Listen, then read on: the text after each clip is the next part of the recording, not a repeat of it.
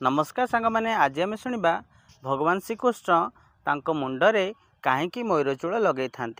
ए कथाटी हूँ त्रेतया जुगर जितेबले भगवान राम पितृसत्य रक्षा कर 14 वर्ष पर वनवास गले तांको सहित माँ सीता और भाई लक्ष्मण जाइथिले। बण में पहुँचा पर तांको जोरे शोष लगिला। पानी आनिबा भ्राता लक्ष्मण को जितेबले राम आज्ञा दियंती से समय से पानी खोजबाकू गले। गछरे गोटे मयूर बसी थाए। से देखिला जे लक्ष्मण जो दिगरे जाउछंती से दिगरे पानी मिलिबार कौनसी भी संभावना नहीं।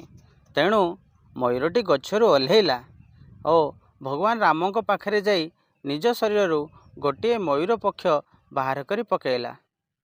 भगवान राम मयूर पछे पछे गले। पुणी सेई भली ही निजर आचरण देखेला। मयूरटी गोटे गोटे निजर मयूर पुछ बाहर करी पकाउथाए। भगवान राम ता पछे पछे जाउथांती। एमिति धीरे धीरे जाऊ जाऊ सेमाने गोटे नदी पाखरे पहुँचिले। माँ सीता से पानी को आराम रे पान कले। तापर देखिले जे मयूर शरीर बहुत क्षताक्त हो जाइछि। ताक देहरु बहुत रक्त बाहरुछि। भगवान राम तो करुणार अवतार।